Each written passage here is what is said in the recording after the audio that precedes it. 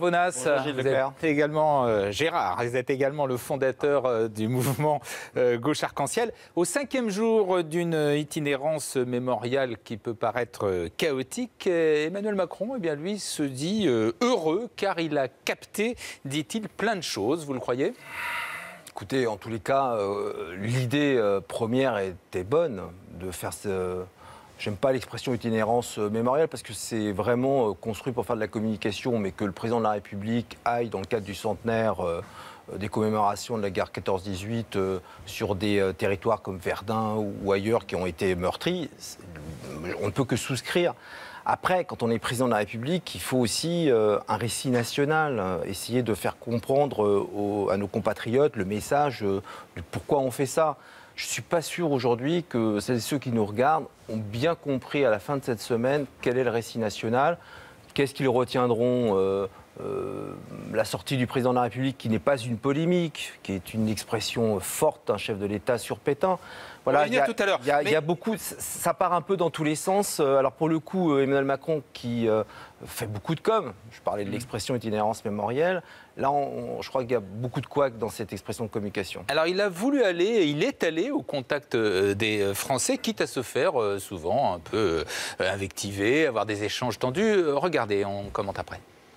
Les gens qui ne travaillent pas, et je leur donne raison, ils ont plus facile à rester à la maison parce qu'ils gagnent plus que les gens qui travaillent de base. Je vous le jure que c'est vrai. Aujourd'hui, c'est encore avec les aides, tout, ils ont plus à rester à la maison. Pourquoi ils iraient travailler? Alors, je vous explique pourquoi on est en train de le changer. Mais il serait temps, mais qu'on change pour les gens qui travaillent. Oui, je sais, mais je suis pas là. Je suis là depuis un an et demi. Je le sais, Monsieur le Président, mais non, mais justement, alors pourquoi vous nous massacrez? Pourquoi nous? Non, je massacre à peine personne. 2000 avec mon mari, on nous baisse encore les retraites. Je massacre personne. Alors pourquoi on nous baisse nos retraites? On n'a pas 1200 chacun. J'ai 880. Voilà, on ne peut pas lui reprocher au moins de ne pas aller au contact des Français. Il le fait, il a raison, c'est courageux, non? Alors, vous vous rendez compte de où nous en sommes, qu'un président de la République, le chef de l'État aille en province rencontrer les Français, maintenant les observateurs politiques disent c'est courageux. C'est juste son job, Gérard Leclerc, c'est son job. Maintenant, moi je sens de la défiance de la part de nos compatriotes sur l'action du président de la République. Il y avait beaucoup de croyances au début du quinquennat. Dans quelques mois, on sera à 2 ans de ce quinquennat et on voit que les résultats ne sont pas là. C'est un échec pour l'instant. C'est un échec sur toute la ligne, sur la croissance, sur le chômage, le fameux ruissellement voulu par le président de la République des plus riches vers les plus pauvres. C'est en fait un ruissellement à l'inverse des plus pauvres vers les plus riches, qui n'ont de cesse de se gaver avec le cadeau fiscal de 5 milliards par an qui a été fait dès le début du mandat. Voilà, c'est une réalité. Alors, moi, dans ma circonscription à Alfortville et Vitry-sur-Seine, je le vois depuis la rentrée de septembre que quelque chose a bougé, qu'il y a eu un revirement de la part de l'opinion publique sur l'action du chef de l'État. Je vais vous faire une confidence, mais je vais être bon camarade, je ne donnerai pas le nom des députés de la majorité qui, très nombreux, lorsque l'on discute avec eux, dans la fameuse buvette de l'Assemblée ou dans l'hémicycle, reviennent contrer en me disant, tu sais Luc, quand je suis dans ma circo, le mot qui revient tout le temps sur le président de la République, c'est le mot arrogance. Ce n'est pas moi qui le dis, ce sont les députés de la majorité.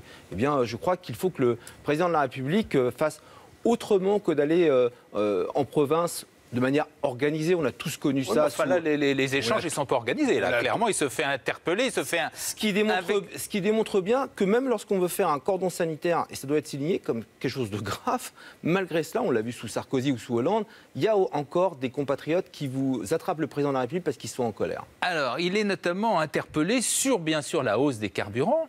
Et là, le gouvernement et le président défendent, disent qu'il faut lutter contre le réchauffement climatique, contre la pollution, il faut changer les comportements. Vous aussi, vous aviez augmenté les taxes.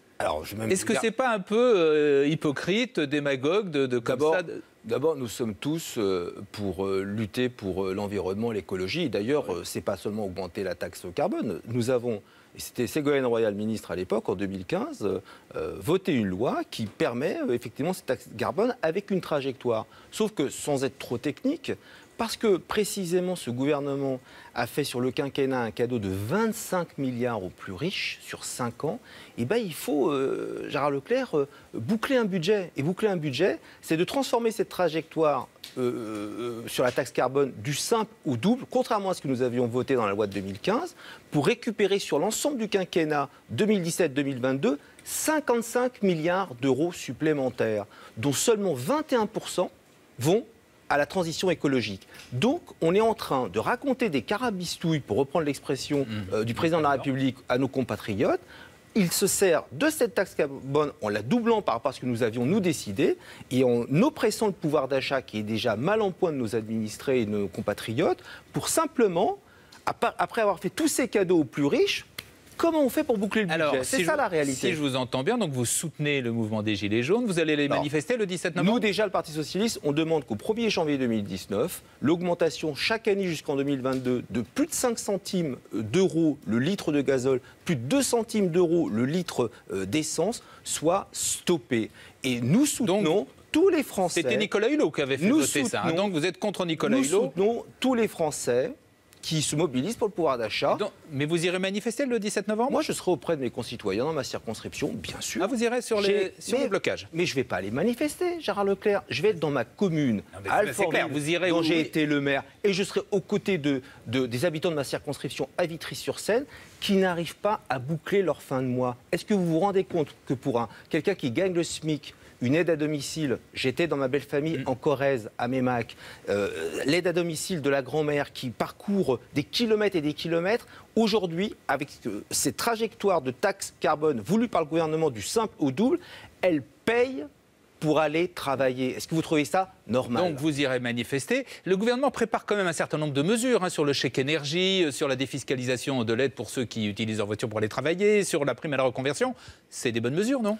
D'abord, le chèque énergie, c'est nous qui l'avions voulu. Bah oui, mais justement, donc il faut toujours remettre les choses en perspective. Ensuite, le chèque énergie, aujourd'hui, il correspond à une moyenne de 150 € par ménage sur une dépense annuelle moyenne de 1 700 €. On se rend bien compte par rapport à toutes les taxes qui sont mises en place, le matraquage fiscal actuel, que c'est loin d'être assez. Et puis quand j'entends François de Rugy dans l'hémicycle à chaque reprise nous dire qu'il y a aussi une aide pour le changement du véhicule de nos compatriotes pour avoir des véhicules hybrides rechargeables, mais est-ce que vous vous rendez compte que l'aide proposée par le gouvernement correspond à peine à 4% du montant d'une voiture hybride rechargeable, tellement son montant est élevé. Vous croyez que la première voiture hybride rechargeable en France chez Citroën est à 60 000 € de hauteur d'achat? Vous croyez qu'un Français, avec le problématique du pouvoir d'achat, a les moyens de dépenser une voiture de ce coût-là? Mais de qui se moque-t-on? Ça, c'est de la com. Ça, c'est mentir aux Français. Et c'est ce que nous dénonçons.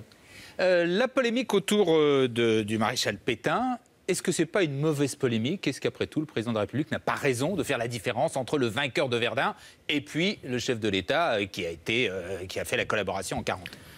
Emmanuel Macron, il n'est pas historien. Il est président de la République.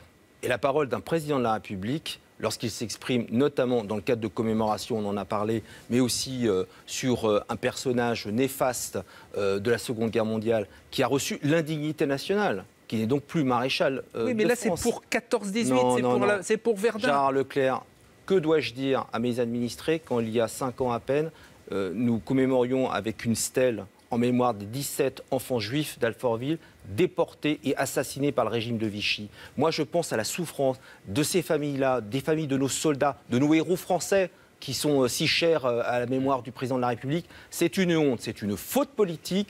Il l'avait en plus à l'Élysée inscrit dans le rapport de presse. Il a rétro-pédalé. Écoutez, ça suffit. À un moment donné, les erreurs de l'histoire et des analyses telles qu'elles sont faites par le président de la République, elles ne s'arrêtent pas juste à Pétain dans le cadre de ces commémorations. Le week-end prochain, je fais partie, comme Valérie Boyer, de ces parlementaires qui ont interpellé le président de la République. Il a invité le président Erdogan dans les 50 chefs d'État pour être présent aux commémorations. La Turquie, qui en pleine guerre 14-18, a fait le premier génocide des Arméniens. Mais de qui se moque-t-on? À un moment donné, ça va. Marseille, le corps d'une 7e victime a été découvert dans les décombres. Il y a 2 immeubles qui sont effondrés, on le sait. qui est responsable? Est-ce que c'est la mairie de Marseille? Est-ce que c'est Jean-Claude Gaudin? Est-ce qu'il doit démissionner? Est-ce que c'est le gouvernement? Déjà, vous avez raison de rappeler malheureusement une 7e victime. Je trouve qu'on ne parle pas beaucoup des victimes et des familles et de la peine. Comme on ne parle pas beaucoup des marins-pompiers, je sais qu'ici à CNews on le fait, mais il faut le rappeler, hein, qu'au moment où on se parle, on va encore peut-être trouver des victimes. Et ça, il faut le dire d'abord. Ensuite, ce bashing des maires, ça va bien. Je sais que ce gouvernement, on est avec Balance ton maire, son hashtag lancé par Gérard Darmanin, un spécialiste. C'est une autre non, mais affaire. quand on est maire, moi je ne connais pas la situation. Donc c'est pas Gaudin, c'est pas le problème la responsabilité du maire. C'est la responsabilité d'un maire. Moi j'ai été maire. Vous savez comment on lutte contre l'habitat indigne et insalubre? On lance des opérations publiques d'amélioration de l'habitat. On cherche avec les collectivités partenaires des aides à la pierre qui sont de plus en plus difficiles dans des villes comme ma circonscription, parce qu'une région comme l'Île-de-France, Madame Pécresse a supprimé les aides à la pierre pour les villes de plus de 30% de logements sociaux. C'est aussi notre réalité. Et puis on essaye de chercher avec le dialogue entre territoire et l'État des moyens dans le cadre de l'ANRU. On a bien vu que dans le budget, ça s'est gelé.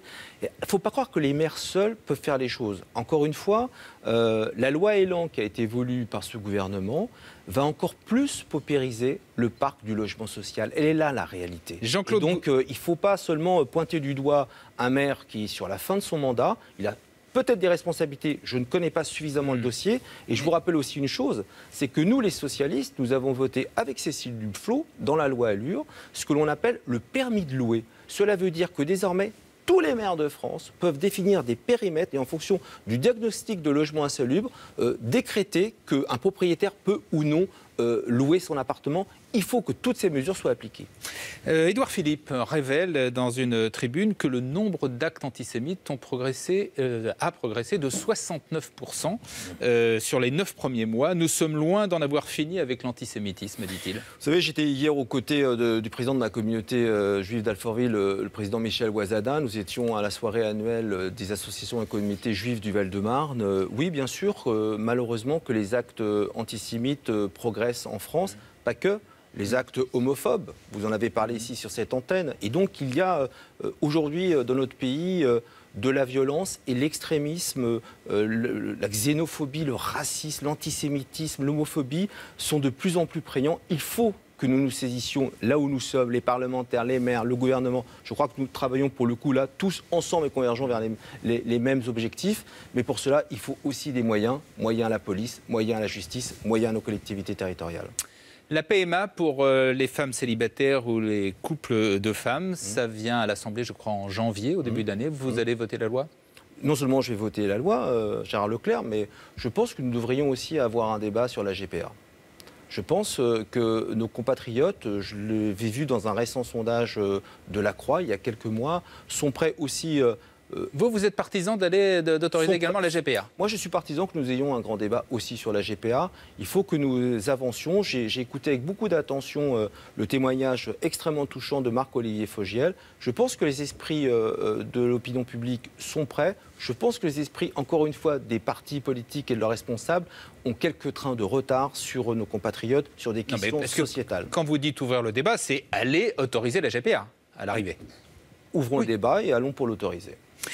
Le Parti socialiste, il est toujours inaudible. Hein. Qu'est-ce qui se passe? Comment ça se fait? S'il est inaudible, vous ne seriez pas en train de m'inviter ce matin.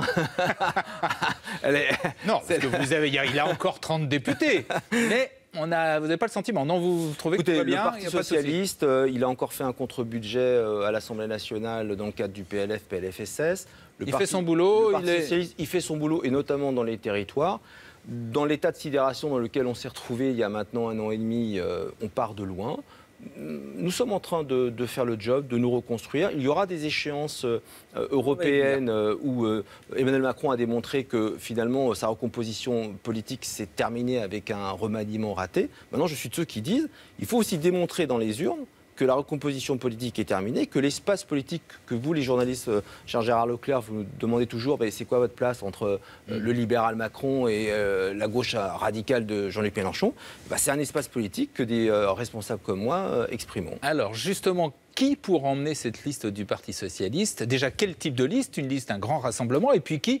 On parle beaucoup de Ségolène Royal. Ce serait la bonne candidate? Vous savez, moi j'ai été en fin septembre justement à Marseille, fondateur du mouvement de la gauche arc-en-ciel. Moi j'aspire à ce que les partis politiques de gauche, mais pas que, la société civile, quelqu'un comme Raphaël Glucksmann avec Place Publique, c'est quelque chose alors c'est une initiative intéressante. C'est intéressant, d'ailleurs j'ai rencontré... Cet appel à la société civile et au rassemblement de la gauche. J'ai rencontré Raphaël Glucksmann, c'était un échange extrêmement intéressant ensemble, parce qu'il faut aussi comprendre ce que la société civile veut exprimer en général.